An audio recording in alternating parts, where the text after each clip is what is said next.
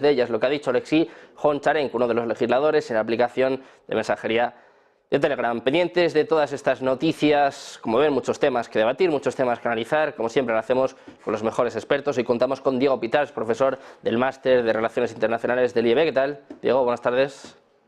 ¿Qué tal? Muy buenas tardes, ¿cómo estáis? Un placer. Tenemos también a Pedro Mourinho, founder y CEO de Iber-Atlantic Global Corporation y cónsul honorario de la Federación de Rusia. ¿Qué tal? Muy buenas.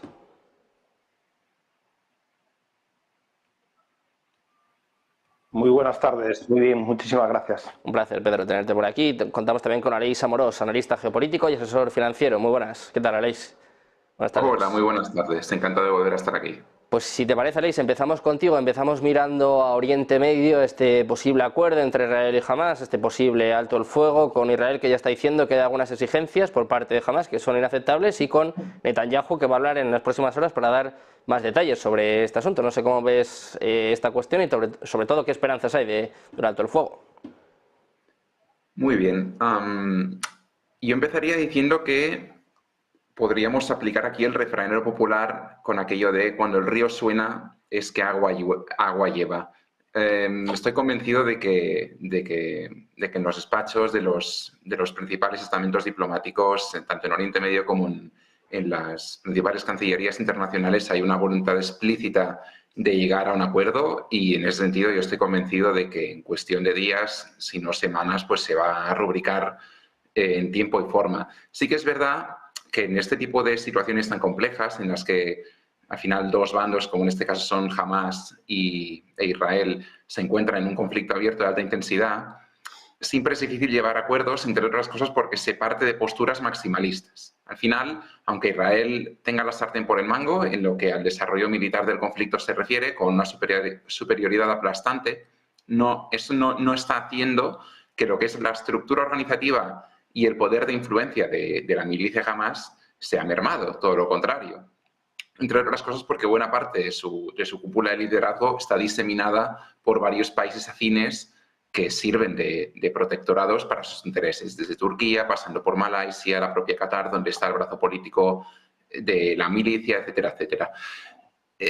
Me da la impresión de que uno y otros están testeando un poco hasta qué punto pueden estirar la goma. La contrapropuesta que filtraba Hamás en las últimas horas consistía en una tregua de 4 meses y medio, estructurada a lo largo pues, de toda una serie de semanas, que implicaría eventualmente la liberación de los 130 rehenes israelíes que todavía tiene Hamás bajo su poder, en contraprestación de cerca de 1.500 palestinos, así como la retirada total del ejército israelí de la Franja de Gaza.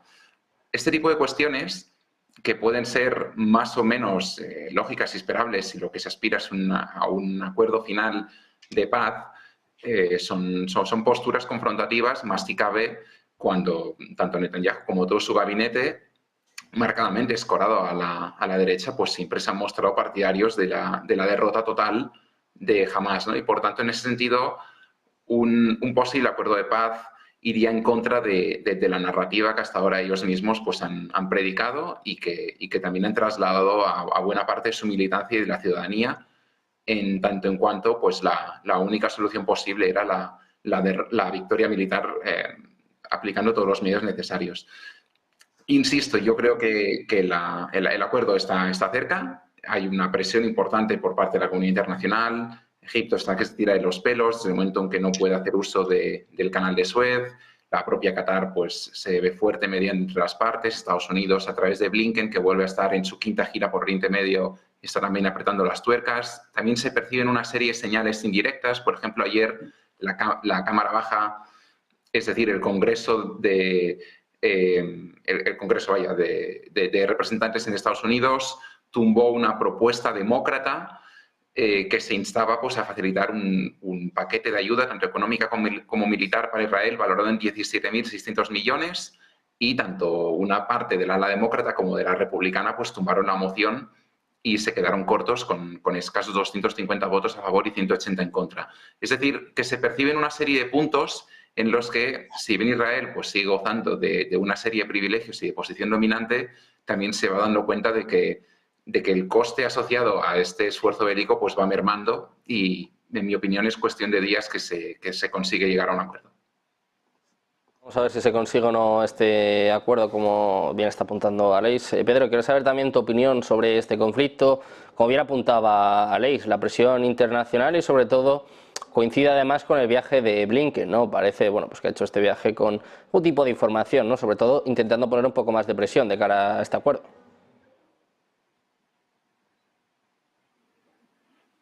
Pues efectivamente, aquí cuando hay una negociación como la que ha descrito muy bien Alex, aquí entre las distintas partes actúan obviamente tanto Israel como Hamas, que son los protagonistas del acuerdo, pero también hay todos los patrocinadores o los apoyos de cada una de las partes. Indudablemente, aquí quién tiene interés en el acuerdo y quién no tiene tanto interés en el acuerdo. Y aparte, dentro del posible acuerdo para llegar a esta tregua, este alto el fuego, quién tiene mucho más interés en todo lo que se está pactando o quién quiere dejar al margen del acuerdo algunos aspectos.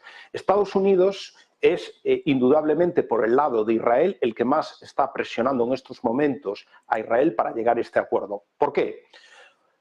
Como siempre, Estados Unidos en su política exterior lo caracteriza también lo que pasa en la política interna. Y ahora mismo las encuestas en Estados Unidos nos dicen que 7 de cada 10 votantes demócratas no están nada de acuerdo de cómo se está manejando este conflicto en Gaza por parte de Israel. Es decir, el excesivo protagonismo del ejército y sobre todo la acción de castigo a la población civil con miles de muertos, niños, mujeres, destrucción masiva en Gaza está impactando en la opinión pública demócrata y por lo tanto no están a favor. Esto obliga al gobierno del presidente Biden y obliga al secretario Blinken a involucrarse activamente, de ahí las 5 giras por Oriente Medio, donde presiona tanto a Israel como también presiona a los que tienen influencia con Hamas, que son fundamentalmente Egipto y el propio Qatar.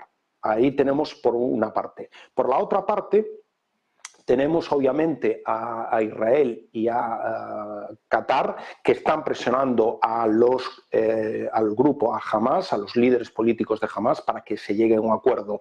Estos ya han manifestado claramente que están a favor de llegar a esta tregua. Lo que pasa es que hacen también una negociación de máximos. Y aquí es donde está un poco el conflicto y el problema para resolverlo. Para Hamas es muy importante que haya una tregua, un alto al fuego que dure varios meses y además una retirada de las tropas israelíes. Y por parte de Israel y por parte del primer ministro Netanyahu ha prometido al comienzo de esta operación militar erradicar, acabar con Hamas. Entiende que una parálisis de 4 meses de la acción militar daría tiempo a Hamas a reconstruir sus fuerzas, aprovisionarse, etcétera, etcétera, y por tanto su objetivo también sería más complicado. A mayores también hay una situación política interna en Israel que es muy compleja, es decir, hay una parte de los adversarios políticos del primer ministro Netanyahu que le achacan parte de la culpabilidad de los ataques terroristas del 7 de octubre con más de 1.200 fallecidos. ¿Por qué? Porque durante mucho tiempo contemporizó con Hamas. Pensaba que la división entre los palestinos, donde por un lado Hamas controlaba Gaza y la autoridad palestina Cisjordania, le facilitaba no tener un interlocutor claro y por lo tanto descartar la solución de los 2 estados. Él también pensaba que una Hamas fuerte, financiada, incluso está más que comprobado que era claramente conocedor y partidario de la financiación por parte de Qatar a Hamas, beneficiaba también a todos sus intereses de tener fuerte a Hamas, pero no lo suficientemente fuerte para ser una amenaza. Si ahora se finaliza la operación militar, muchos de los adversarios políticos del primer ministro pedirán cuentas de esta contemporaneización que tuvo durante muchos años y de esta permisividad que ha tenido, por ejemplo, con la financiación de millones de dólares, de cientos de millones de dólares de Qatar, que era conocida por parte de Israel. Por lo tanto, ahí hay muchísimas variables que aún hacen dilatar la posibilidad de llegar a un acuerdo. Bueno, pues pendientes de este acuerdo, si finalmente se produce o no. Diego, quiero escucharte también a ti, un poco saber cuál es tu opinión y también cuáles pueden ser los próximos pasos. Como decíamos, Netanyahu va a hablar en apenas 3 horas dando algo más de pistas, ¿no?, de este posible acuerdo. Bueno, pues muy buenas tardes. A mí me gustaría estar un poquito en la mente de toda esta gente, ¿no?, para poder vislumbrar un poquito cuál es no su estrategia, sino porque yo creo que la estrategia está más o menos clara, ¿no? Es lógico que Israel se esté negando a las solicitudes que está haciendo en este caso, a las peticiones que está haciendo en este caso Hamás. Me uno completamente a Alexis y a Pedro, en el que Alex ha comentado muy bien, ¿no?, el número que hay de las cifras que manejan cada una de las partes, ¿no? Y Pedro pues ha añadido algunos elementos más que, sobre todo, igual que Alex, que tienen un carácter más internacional, ¿no?, con otros países.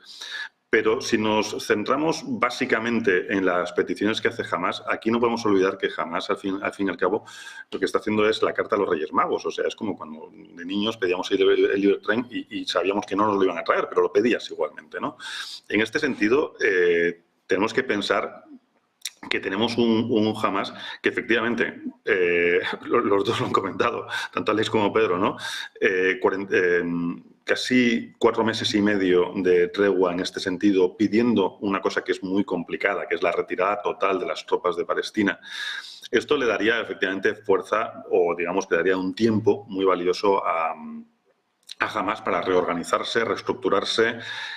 Piden la liberación de más de 1000 presos, entre ellos algunos que tienen ya desde hace tiempo condenados a cadena perpetua dentro de Israel por acciones terroristas. Obviamente, como he dicho antes, esto es un poco la carta de los Reyes Magos. ¿Cómo vas a dar eso? Pues no, yo me imagino que Netanyahu irá por ahí. O sea, vamos a ver en qué punto nos encontramos. Tú pides un extremo, yo no voy a aceptar ese extremo, obviamente, sí, pero efectivamente pues estamos ante una situación en la que, claro, Netanyahu se encuentra ahí en ese punto intermedio entre, caray, necesito, que no se me entienda mal estas palabras, necesito el conflicto internamente a nivel gobierno, pero luego, por otro lado, también la perspectiva internacional, la imagen pública está siendo pues muy golpeada. O sea, no olvidemos que el peso de los muertos por un lado y por otro no es el mismo, obviamente. También es verdad que gran parte de los palestinos eran milicia pura. Pero claro, y luego el ataque que uno llevó y que el otro llevó. Entonces, aquí realmente es un poco un juego de malabares. Va a estar tirando los bolos, moviendo los platillos, porque no es una situación para nada sencilla. Yo creo que es un buen comienzo, es un arranque hacia una paz, no creo que muy duradera, pero bueno, ahí está, ¿de acuerdo? Lo han puesto encima de la mesa. Jamás sí que muestra pues esa necesidad también de tregua y esa paralización de las acciones que al fin y al cabo les están agotando, y precisamente Israel lo que quiere es eso, agotarles. Pero lo he comentado, una de las propuestas, una de las ideas de Netanyahu, nada más arrancar el conflicto, el mismo 7 de octubre, el día 8, al día siguiente, era: vamos a acabar con Hamás. Y si ahora mismo les das esa tregua, Hamás se va a reestructurar, se va a rearmar, y entonces te va a ser todavía más complicado el acabar con este problema que tienen tan grave. Es un poco la visión, porque los dos ya han comentado gran parte de lo que estábamos viendo. Pendientes de este posible acuerdo, como decía, pendientes de las palabras del primer ministro israelí.